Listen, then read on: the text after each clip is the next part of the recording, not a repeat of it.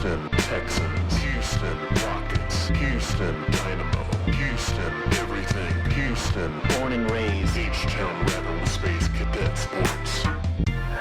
Ladies and gentlemen, boys and girls, children of all ages, folks of all stripes, and distinguished guests, put your hands together for the Space Cadet Sports Podcast. Houston, we have Paul Salazar Jr. Hey y'all, welcome back to the Space Cadet Sports Podcast, your Houston sports podcast for diehard Houston sports fans. From a diehard Houston sports fan, I'm Paul Salazar Jr., your favorite diehard Astros fan podcaster. Feel free to add as many qualifiers to that statement to make it true. I'm an actor, improviser, writer, creative, multi-hyphenate, and of course, and most importantly, I'm a proud Houston native, and I have the receipts to prove it. I know exactly where Westheimer turns into Elgin. You know, I've spent the last decade or so as a comedy writer in Los Angeles, and now, of course, I'm podcasting like everybody else out here. That's what happens when you hit 10 years in the industry, apparently. You start absent-mindedly calling it The 10 instead of I-10, and you start podcasting. Welcome to said podcast. Space Cadet Sports started as a passion project because most media is infuriating. As a diehard long-term fan of your Houston Astros and other Houston sports teams, here we aren't doom and gloom casual fans, or worse, the national media haters and most oftentimes avoiders. We love our teams and root them on, but also try to discuss the ins and outs of them without too much homerism. The key word here, of course, is try. On today's episode, we're recapping the Texans win. We're talking about the Rockets winning. We have news from your Texans and Rockets and Astros. So welcome, folks. Good day, mates. I'd like to welcome returning listeners and welcome new listeners to what my brothers call the prod. I did my vocal warm-ups and I couldn't do the tongue twister here. The Paul Broad Pod Ball blog. Hey, brothers. Shout out to my brothers. Shout out to Arrested Development fans. And, shout out to subscribers on the Substack.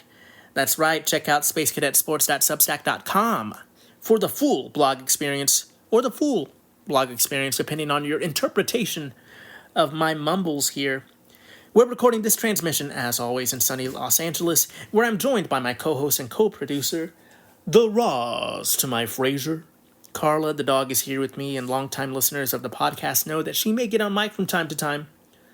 She's got the hot takes on this podcast. In a world of ridiculous sports podcasters, emotional reactions, hot takes, and straight-up just dudes yelling their opinions as if they're fact, I try not to be that. I try to at least be honest with you that I'm ridiculous. I try to take the long view. I try to remember that we've elected to be fans, and there honestly are bigger dragons in this world to fight right now. Why torture ourselves by letting these sports bros just rile up our emotions? We try to be reasonable here. To an extent, I'm still a trash-talking clown, and I get on my emotions just like everybody else. I just have to admit off the top, I'm an entertainer. I'm a diehard fan. I'm a clown, so be warned. But let's get to it. I already said good day, mates. I tend to forget that, and now I've said it like 3 times. It's just a running gag that I feel like I don't even have time in introduction to get to. Let's actually talk about your Houston sports teams because there is a bit to get to today. First and foremost, your Houston Texans are now 5-5. That's right, we're celebrating 500. Celebrating mediocrity does seem to be kind of what we do as Texans fans. For those of you who follow the podcast, I'm a diehard Astros fan. Of course, I'm a lifelong Rockets fan. And the Texans are, I'm an Oilers fan because I'm old. The Houston Texans came around, when I was in high school. It's been some tough seasons, hit and miss. So, I feel like I'm probably the most critical of the Houston Texans than all of the other Houston sports teams. But folks, it's been a tough go of it. Generally as a Texans fan, but this season has been a roller coaster of emotions, and the roller coaster it can be a little terrifying at times. The Houston Astros season last in 2025 was a roller coaster of emotions, but because of their history, because of what they've done for the last decade, you have a little more faith in them. We love the Texans, but my goodness, the start to this season, the way the season has gone, has been pretty miserable feeling at times. But this team is now 5-5, and honestly, if they can figure some things out, if they can turn some things around, this team, there is reason to have optimism and hope with this Houston Texans football team. But winning this fifth game of the season against the Tennessee Titans, while the Titans are pretty miserable of a team themselves, winning 16-13 did not fill a lot of fans with confidence. Jokingly, I feel like, everybody's out there, talking some trash, but I get it. I understand why people feel like this is almost a loss. But, let's kind of look at it here. Your Houston Texans scraping by a win against one of the worst teams in the league. I do think, obviously, Tennessee, we make our jokes. Cam Ward, we don't even make jokes. We just quote Cam Ward sometimes on this podcast.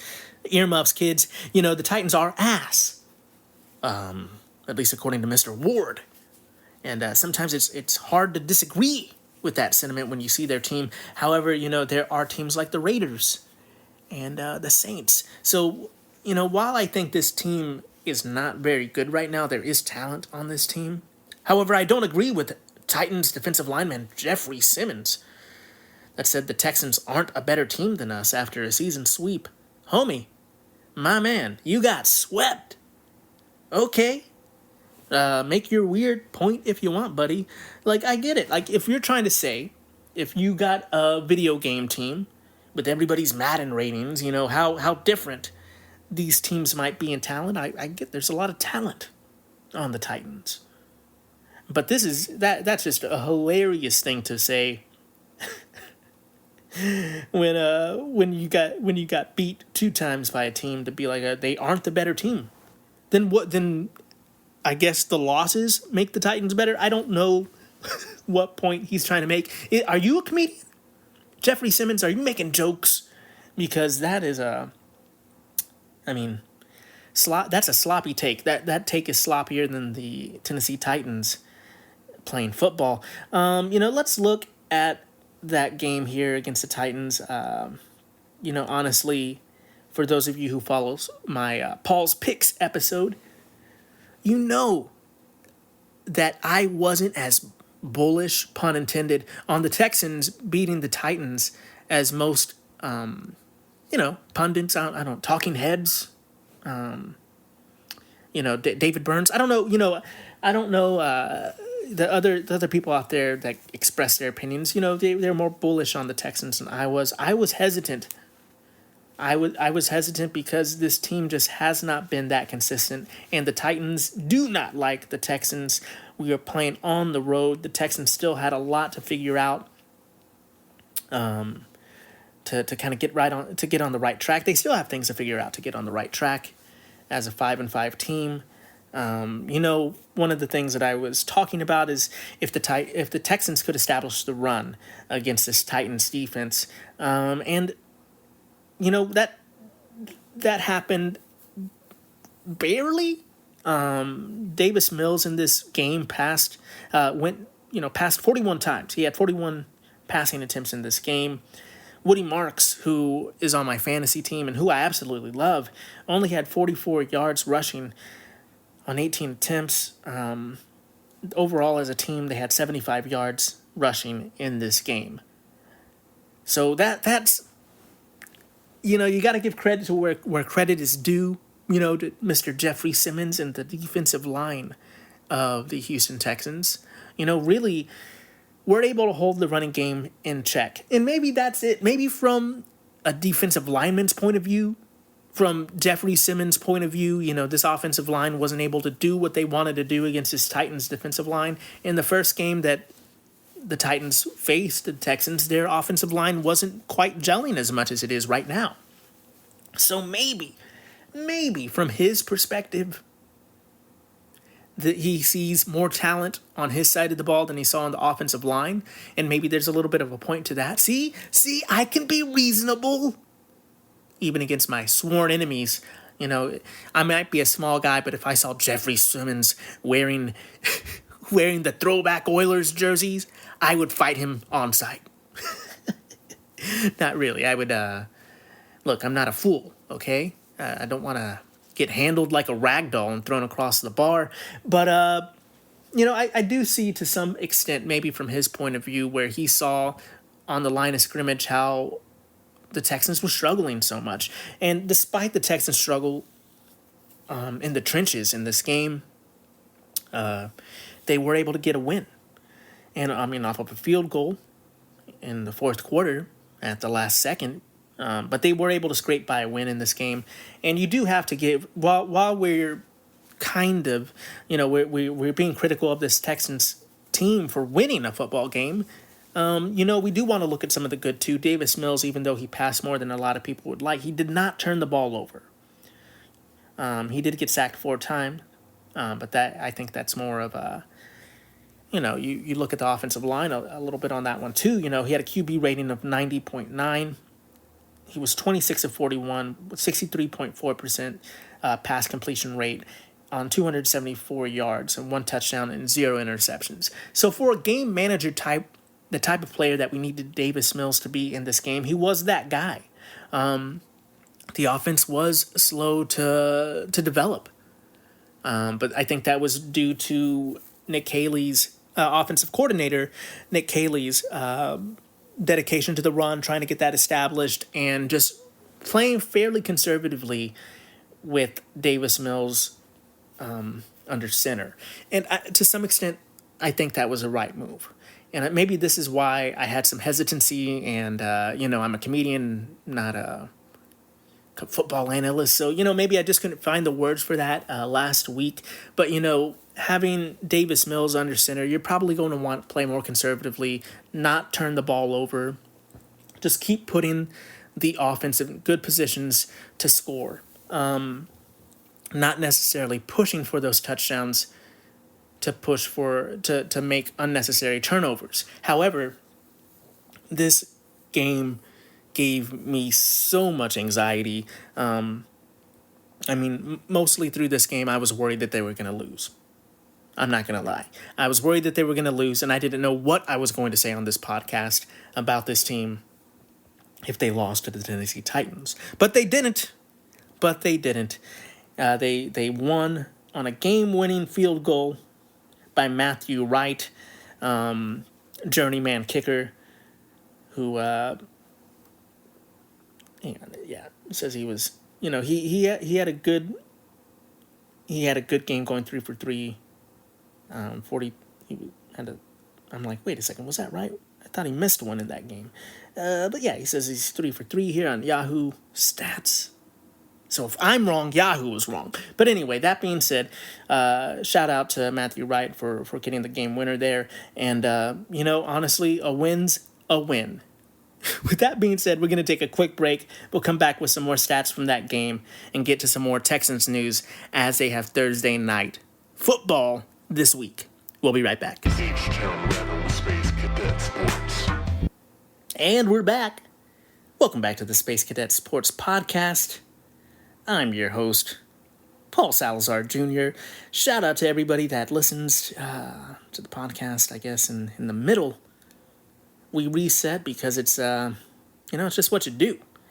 But definitely trying to look up some stats here. I was like trying to see if that was correct, that kick. Yeah, 3 for 3. Huh. Okay. My bad. I swear I watched the game, folks. I thought he missed one in that one. But, in this game, the Houston Texans winning by a field goal doesn't feel exactly great. But I do think the Titans' defensive line and defensive presence we got to give credit to where credit is due. They were able to stop the run. The Texans were not able to establish that, and their offense generally is predicated right now. The way that Nick Caley sees it is predicated around establishing the run. And spreading the ball around. They weren't able to establish the run, but they were able to spread the ball around. Nico Collins got 9 receptions for 92 yards and a touchdown. You have Jalen Higgins, who got 4 receptions on 55 yards. Christian Kirk, wide receiver 2, only had 1 reception for 6 yards. And,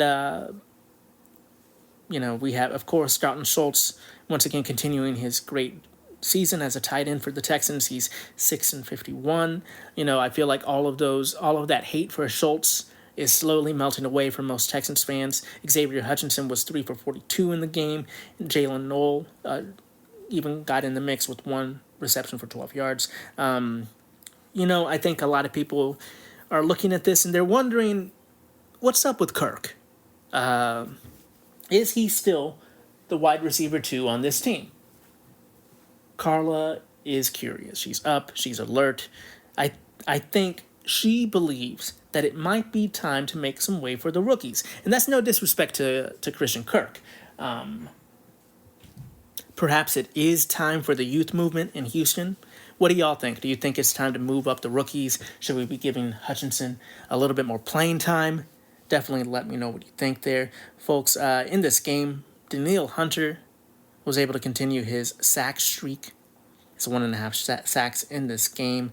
I truly love this defense. Watching the Texans defense is a lot of fun for me. Watching the Texans offense can sometimes bring a little bit of misery. And speaking of that, we do have some news as we recorded this podcast. The impetus for starting this podcast is obviously we were talking on the pod the last couple of weeks about C.J. Stroud going through concussion protocol and whether or not he will be ready for the short rest game on Thursday night against the Buffalo Bills. And it's official, folks. At least I believe it's official. From what I'm seeing, what I'm reading is that C.J. Stroud is not going to be able to play the upcoming game against the Buffalo Bills on Thursday night. Looks like that's going to be another Davis Mills game. I just had the report up for whatever reason now. I can't find it. But I swear, folks, that's what I'm seeing everywhere. C.J. Stroud and Jalen Petrie out for Week 12 as announced by head coach D'Amico Collins. So, what does that mean? Well, it's going to mean it's a little bit more of the same. I do think Davis Mills has some momentum behind him. He has some of that swag. He has that next man up mentality. See what I did there? I do think I do think Davis Mills is a capable backup. I do think he could lead this team to victory. Obviously, he's done so. I just think it might be tough for this offense, as it's been, to compete blow for blow with a powerhouse or juggernaut like the Buffalo Bills. Even though the Buffalo Bills can have some moments where they struggle, where they're a little inconsistent, this game is very scary for me. The Texans on short rest against the Bills on Thursday night. No C.J. Stroud. Obviously, Carla's a little worried about it too. We'll be able to talk about that game a little bit more in the next couple days for Paul's picks when I pick the winners for the week for NFL Week 12. Let's right now talk about your Houston Rockets for a little bit. Beating the Orlando Magic 113-117. That was an incredible game. If you missed that Rockets game, I feel bad for you, son. But no, honestly, go back and watch it. At least watch the extended highlights. Watch that game. That team's good, y'all. That Rockets team, I don't know if you've been paying attention, but they look pretty good. It looks pretty good. They're 9-3 right now on the season after that win. Kevin Durant led the way in points in that game, getting 35 points. He was 13 of 24 from the field, taking a lot of shots, obviously, 2 of 8 from the three-point land, with 5 rebounds, 6 assists in 45 minutes. It was an overtime game, so yeah, he played a lot. Alperen Sengun in this game was at 30 points for 12 rebounds and 8 assists. And folks, Reed Shepherd getting 16 points in this game, 7 rebounds, and 2 assists. Reed is looking better and better and impressing more and more. And, the interesting thing here with the injury to Tari Eason is everybody was trying to speculate as to who would be taking those minutes. It looked like it was Aaron Holiday in this game. They went with the point guard. Aaron Holiday had a good game, getting 10 points. Steven Adams also came off the bench. And Josh Okogie is looking like he is pretty much cementing that fifth starter spot. If you would have polled Rockets fans in the offseason who was going to be the fifth starter, I don't think anybody was saying Josh Okogie. But the guy brings it. He is... he might not be Dylan Brooks, but he's kind of bringing that Dylan Brooks type of vibe to this team. They were down in this game for most of it. The Rockets fought tooth and nail, played hard on every defensive possession, really worked hard. KD got them back in the game, and this team is exciting, and I cannot wait to see more from the Rockets this season. And we won't have to wait too long, folks, because the Rockets are playing the Cavaliers tomorrow. Sorry. So that's going to be the 10-5 Cavaliers going up against the Rockets. That is going to be a good one. We're looking forward to it here. But folks, let me know what you think. What do you think about Reed Sheppard? On this podcast, and a lot of Rockets fans have been talking about Reed, the tax man himself, and how he's been a defensive liability, how they're a little worried about Reed, and now all of a sudden there are people clamoring for Reed Sheppard to be in the starting 5. What do you think, folks? Do you want him to be a spark plug off the bench? You want him to be that sixth man role? Or do you think we should try to have a more traditional, offensive look with more of a point guard in the starting lineup there? Right now, honestly, if you ask me, I kind of like Amen Thompson as a point guard and Reed off the bench. Keep developing Reed that way. Grow that confidence. Part of me does worry that if he's getting starters minutes, getting pulled out of the game frequently might be a confidence killer. I don't know. It might be. It might not. Definitely let me know what y'all think. Let's look over to, by the way, the Rockets have the best offense in the league right now. Who would have guessed? You get Kevin Durant on your team, and all of a sudden this team is the best offense in the league. I think that they can sustain this pretty well, maybe be one of the top 5 by the end of the season. Definitely let me know what you think, and let's get to our Houston Astros news. Top story here is Jose Altuve had a foot procedure. Came as a surprise to everybody. Well, mostly everybody. I didn't hear most of the talking heads. Shout out David Byrne, talking about this being a problem or being a procedure that needs be done. But he's getting surgery to relieve the discomfort he's been feeling in his right foot since mid-September is what is being reported. And this is from Astros manager Joe Espada. A quote on Altuve here. Quote, "He's doing well. This is something that has been hampering him for a little bit. We actually went in there yesterday and we got a little bit of work done trying to clean the area, but he's doing well. He should be back moving around and continuing his off-season workouts here in the next week or two," end quote. So, that's definitely, a little anxiety inducing to know that Jose Altuve had to have this surgery that wasn't really on our radar. I think another, I'm not too worried about it. I think that I understand how people have a lot of hesitancy around Astros and injuries right now, but I really think if it was a bigger deal, we would have been hearing more and more about it. I think the fact that it's just like, it's just a little procedure. I feel like that is good news, but I don't know. I feel like a lot of people are more negative about the Astros' injury-prone status. Let me know how you are feeling out there. But another big big piece of news, in the offseason, GM Dana Brown has officially sent Ramon Urias on the DFA list. He is designated for assignment. He will be taken off the 40-man roster to make room for new pitching, hopefully for the next season.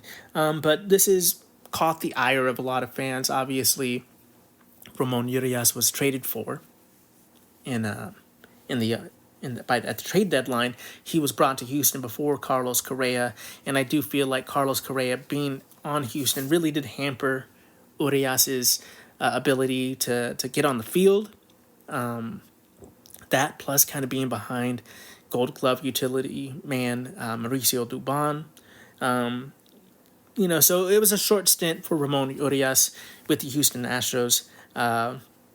We wish him well, but he's most likely going to be on another team. But that makes sense because there is a huge infield logjam right now, and GM Dana Brown is saying that they're not looking to trade infielders. And a lot of people are rolling their eyes. Oh, I can't believe it. You can't trust the GM. And I get it. Look, you have to be media savvy as a GM. You shouldn't be out there just saying, well, we're trying to trade Christian Walker. We're trying to trade Isaac Paredes. I do think, not holding on to those guys is the right press statement. When you just signed those guys or traded for a guy in the last season, I do think that they are not looking to trade them. But at the same time, I do think that if Dana Brown got an offer, he'd be listening to it. He wouldn't snub his nose at a bad offer. It's just that isn't their plan. That isn't their strategy, is to move on from those infielders. It's okay, Carla. We're wrapping up. It is totally okay. But definitely let me know how you're feeling about that. As we're in the winter, we will be checking in with your Astros more frequently as there's big news that comes from them. But folks, with that being said, and with Carla starting to cry, we're going to have to take her on a WALK. We're going to have to call it for this episode. And that's going to do it for this transmission, Space Cadets. Thanks so much for listening to the pod. Please like, rate, review, subscribe, share, bop it, kick it, skip it, smash. All of those buttons for me, as the kids like to say. We are a small podcast, and we only go as far as our listenership takes us. We are supported by listeners like you, so please share with the Houston fan or Australian in your life and give us a 5-star rating wherever you listen. Check us out on social media at Space Cadet Sports. Let us know your take, or you can call in to speakpipe.com/Space Cadet Sports and leave me a voicemail. I can respond to that, or maybe even put on the podcast if it isn't too crazy. Or you could always let me know your takes. Let me know how you feel about the Astros keeping Christian Walker on Substack. That's right, the Substack. You can comment on that at spacecadetsports.substack.com, where, folks, I hate to brag, is what I was going to say, and I truly do, but great news for you Substackers, for those of y'all who listen, for you who listen to the Paulcast. I was number 84 in rising Substack users. I think just in the sports category, I think it's categorized. But still, that's big for a small guy like me. And I wouldn't have been able to do it if it wasn't for listeners like you, for people like you who take the time to listen to this podcast. And I just want to thank everybody who got me there. I know it's small, but for somebody like me, it really does mean a lot. This is a passion project. And, I might have to do less of it going forward because I have a baby on the way. I have a lot of things that I do.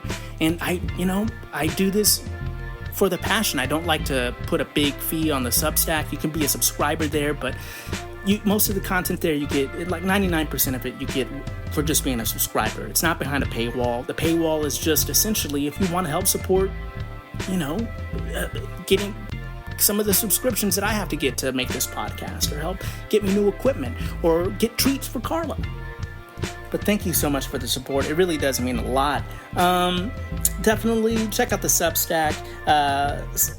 And if you don't want to be a premium subscriber, but you do want to help support, you can get merch. Merch is here. I have Don't Sleep on Houston t-shirts. I have Carla the Dog hats in H-Town Blue. So go check that out on my website. That's paulsalazarjr.net, because I'm nothing but net. And if you made it this far in the podcast, I want to thank you so much again. But also, maybe you like me, you like the weird jokes I make. You can find me on social media making more weird jokes, memes, art, podcasts, and so much more at Paul Salazar Jr. Once again, you can find everything I do on paulsalazarjr.net, where you can find my other Substack and all my other nonsense, if you ask. Thank you so much for listening. Thank you for brightening my week. And remember to be the best that you can be. Keep your head up, kid. And as always, vamos Houston. Houston, everything. Houston, born and raised. H-Town Rebel Space Cadet Sports.